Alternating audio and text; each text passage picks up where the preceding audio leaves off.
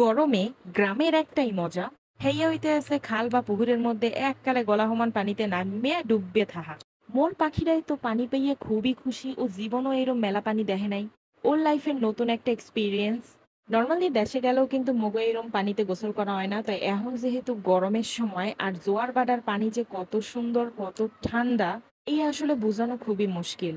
জোয়ারের সময় নতুন পানি যে কালে আইয়া পড়ছে খালের মধ্যে, হেইকেলে কিন্তু পানিটা একদম ফ্রেশ পরিষ্কার আর খুবই ঠান্ডা। এর পেনে তো চিন্তা করছি এখন আর তরে বই থেকে কোনো লাভ নাই, হেইতে তো এককালে হগল দিতে মিললে আর খালের মধ্যে ঘন্টার পর ঘন্টা ডুবাইছি। যেহেতু হেরম কেউই সাঁতার টাতার পারতাম না, হেইয়ের পিনে কিন্তু বেবাকের একটাই সঙ্গী আসলে, হেই হইতেছে কেলা গাছ।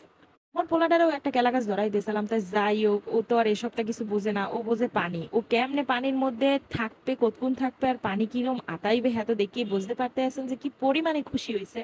আবার একটু একটু ভয়ও পাইতে আসলে। আসলে প্রত্যেকদিন অরে উপরে রাখি হেই, এরপর মোরা বেবাককে ডুবাইতে নামি, তাই আজগু আর পারলাম না, কারণ আজগু বেবাক মানে একসরে ডুবাইতে নামছি। ওর যত মামা আসলে ছোট থেকে বড় বেবাক মামারা নামিয়ে গেছে, ওরে কোনোভাবেই আটকাই রাখা সম্ভব আসলে না, পারলে তো ও লাফ দেবে পানির মধ্যে। প্রচন্ড গরমে এই পানিতে ডুবাই নিয়ে যে কি একটা শান্তির কাম, হাঙ্গুদিন এসির মধ্যে বইয়ে থাকলে হে শান্তি জীবনও পাওয়া যাবে না। ন্যাচারাল তো ন্যাচারাল, কি সুন্দর একটা বাতাস আইতে আসলে, হেইয়ের লগে ঠান্ডা পানি। যাই হোক আজকে এই দিনটা কিন্তু বেশ এনজয় করছি সবাই। গ্রাম আর শহরের এরকম কোনো পার্থক্যই মুই খুঁজে পাই না, দেশে গেলেও একালে আটকানি পানির দিয়ে বাথরুম গোসলখানা ব্যবহার তাহারা লাগে।